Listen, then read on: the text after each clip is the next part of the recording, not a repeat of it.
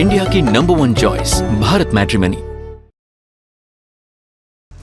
तो जैन की इन भयावह तस्वीरों के बाद आपको लेकर आते हैं देश की राजधानी दिल्ली। अब न्यूज काउंटर में खबर को बदलेंगे। अब बात देश की राजधानी दिल्ली में खुदे गड्ढे में सिस्टम के मौत की। जी हां, सिस्टम मर गया है क्योंकि सरकारी गड्ढे में जनता मर रही है। रात के 11:30 बजे एक बेटा अपने घर पर फोन करता है और कहता है, मां मैं बस घर पहुंच रहा हूं, आप खाना लगा दो। घर वाले इंतजार करते हैं लेकिन बेटा घंटे भर गुजरने के बाद भी नहीं आता है। पूरी रात परिवार उसे सड़कों पर ढूंढता रहता है, पुलिस के चक्कर काटता है और सुबह जब सूरज निकलता है तो खबर आती है कि आपका बेटा अब इस दुनिया में नहीं है बल्कि मौत के गड्ढे में समा गया है, जिसे दिल्ली जल बोर्ड ने खोल कर रखा हुआ था। ये कहानी दिल्ली के जनकपुरी की है, जहां 26 साल का कमल, जो कि रोहिणी के अपने दफ्तर से शिफ्ट खत्म करके लौट रहा था, दिल्ली जल बोर्ड की लापरवाही की भेंट चढ़ गया।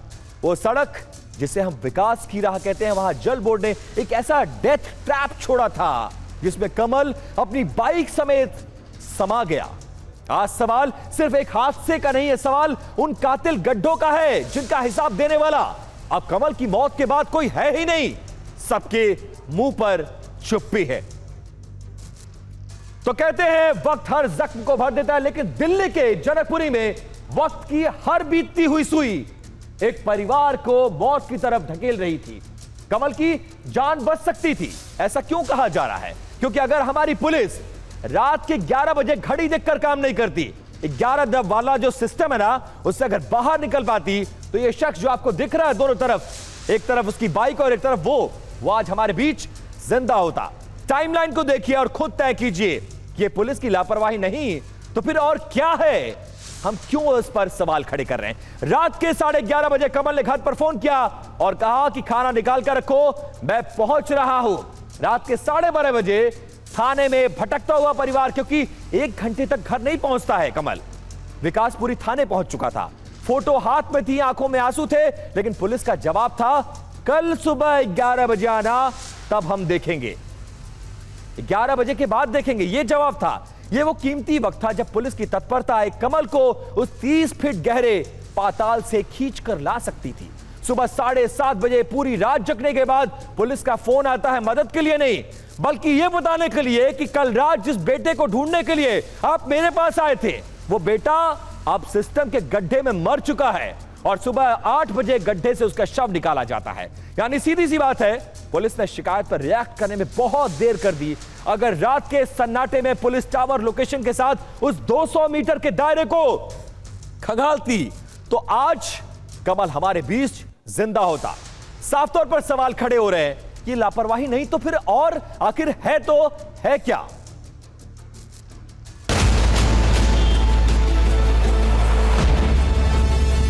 लापरवाही है, हादसा थोड़ी है। मेरा भाई इतना पागल थोड़ी कि सामने चांद उसके गड्ढे में घुसेगा। मैंने खुद रात को 1:30 बजे आया के गड्ढे में चेक करता, तब वो नहीं था यहाँ पे। कम से कम 6 थानों में चक्कर लगाए हैं, कहीं से कोई सपोर्ट नहीं मिला। हम कंप्लेंट लिखाने गए, ये लोग हमें जवाब देते कि सुबह 11 बजे के बाद कंप्लेंट लिखेंगे, अभी कंप्लेंट नहीं लिखी।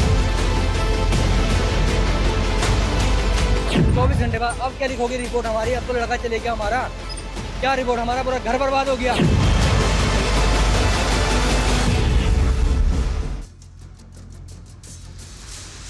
आपने सुना, ये एक भाई की सिस्कियां नहीं है, ये दिल्ली के खोखले सिस्टम पर ये तमाचा है। कमल के भाई और इसके दोस्त चीख चीख कर कह रहे हैं कि हादसा नहीं बल्कि ये हत्या है। लेकिन शर्मनाक बात देखिए, जब एक परिवार अपने बेटे को ढूंढने के लिए थानों के चक्कर काट रहा था, तो हमारी पुलिस वर्किंग आवर्स का इंतजार कर रही थी। क्या पुलिस घड़ी देखकर काम करती है क्या? जवाब मिलता है कि शिकायत सुबह 11 बजे के बाद लिखेंगे, रात भर तुम ढूंढो। हैरानी की बात देखिए, पुलिस की टावर लोकेशन घटनास्थल से महज 200 मीटर दूर मिल रही थी। परिवार रात के 1:30 बजे उसी मौत के गड्ढे के पास खड़ा होकर अपने भाई को पुकार रहा था, लेकिन 20 से 25 फीट गहरा वो अंधेरा और इतना डरावना गड्ढा था कि किसी को कुछ नजर ही नहीं आया। 6 तारों की खाक छानने के बाद भी जब मदद नहीं मिली, तो सुबह वही हुआ जिसका डर था जिस गड्ढे को जल बोर्ड आम बात समझकर खुला छोड़ गया, वही कमल के लिए कब्र साबित हुई है। तो ये वो तस्वीरें देखिए, 19 फीट लंबा, 14 फीट चौड़ा और 17 से 20 फीट गहरा वो गड्ढा था जिसमें बीती रात कमल गिर गया। ऑफिस से लौटते वक्त हादसे का शिकार हो गया, लेकिन जानबूझकर यह गड्ढा क्यों खोदा गया और खोदा गया तो हैरानी की बात यह है कि इस पूरे मामले में यह जो घटना हुई है वो देश की राजधानी दिल्ली में हुई है। अब बिग वॉल पर आपको दिखाना जरूरी है कि हम इसे लापरवाही वाला गड्ढा क्यों कह रहे हैं और कितना लंबा चौड़ा है, ये सब कुछ वो जरा जान लीजिए। बिग वॉल पर देखिए, ये सीढ़ी जो लगी हुई है ये इसकी गहराई को बता रहा है।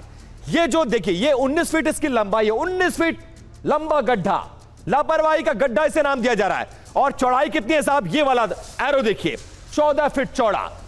खुलेआम एक मेन हाईवे पर अगर इतना बड़ा गड्ढा रात के अंधेरे में खोद कर छोड़ दिया जाएगा, कोई साइन बोर्ड नहीं लगाया जाएगा, तो इसमें कोई भी गिर सकता है, मैं हूं, आप हो या फिर कमल हो। और इतनी बड़ी राजधानी जो लापरवाही हुई है वो दिल्ली में, देश की राजधानी, जहां पर एक ही पार्टी की सरकार है, राज्य में भी और केंद्र में भी।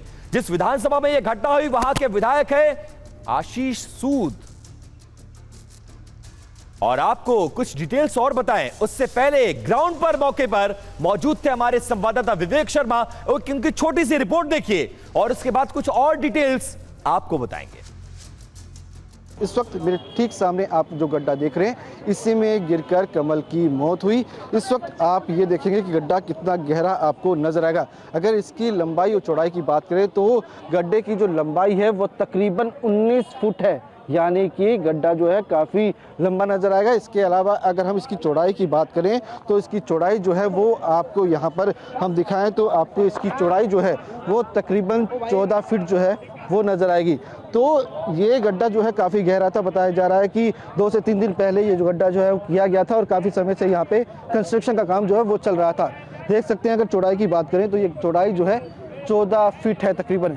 और अगर इसकी गहराई की बात करें तो मैं आपको गहराई दिखाऊं तो आप देखेंगे कि गहराई जो है इसकी वो तकरीबन यहाँ पर अंदाज़ा लगाएं तो तकरीबन 17 फीट जो है वो दिखाई दे रही है, यानी कि गहराई जो है काफ़ी गहरा गड्ढा है और इसी में गिरने से जो है कमल की मौत हो गई।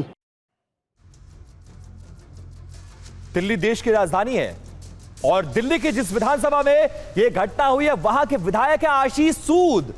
आशीष सूद कोई मामूली हल्के फुल्के विधायक नहीं है, बल्कि दिल्ली के शहरी विकास मंत्री हैं और घटना भी इन्हीं के इलाके में हुई है। इस घटना के बाद कैसे चरमराए सिस्टम पर मंत्री जी लीपापोती कर रहे हैं, जरा उनका बयान सुनिए। इन सब घटनाओं को, इन सब विषय को हैंडल करने के लिए चीफ इंजीनियर जल बोर्ड को निर्देश दिया है कि वो देखें। अपेरेंटली जो दिखता है सामने सामने कि सब बैरिकेडिंग थी, मगर फिर भी एक दुखद घटना हुई है, तो कोई ना कोई तो कारण रहा होगा। उसके लिए पुलिस को सारे सीसीटीवी की जांच करने के लिए, जल बोर्ड को बैरिकेडिंग का ऑडिट करने के लिए पूरा निर्देश दिया गया। जांच हो रही है, अगर कोई भी जल बोर्ड का अधिकारी या ठेकेदार इसके लिए दोषी होगा उनको दंडित किया जाएगा, उनके खिलाफ कड़ी कार्रवाई की। नोएडा से दिल्ली तक ऐसी गड्ढे और ऐसी लापरवाही और ऐसे हादसों के बाद सिर्फ जांच का भरोसा, ऐसे में सवाल बहुत ज्यादा बने हुए हैं। सवाल यह है कि क्यों नोएडा के हादसे से सबक नहीं लिया गया, जो महज 15 दिन पहले घटना घटी थी। घटना वाली जगह चेतावनी वाले संकेत क्यों नहीं लगाए गए हैं, सवाल क्यों ना खड़े किए जाएं। गड्ढा खुला छोड़ने का ऑर्डर किस पढ़े लिखे इंजीनियर ने दिया था? क्या दिल्ली जल बोर्ड के पास जिम्मेदार अफसरों जो इस घटना के लिए जिम्मेदार है, उन अफसरों पर क्या कार्रवाई होगी? और क्या लापरवाह पुलिस अफसर जो समय रहते सजग नहीं हुए, उन पर भी एक्शन होगा? बड़ा सवाल है। इंडिया की नंबर 1 चॉइस भारत मैट्रिमनी।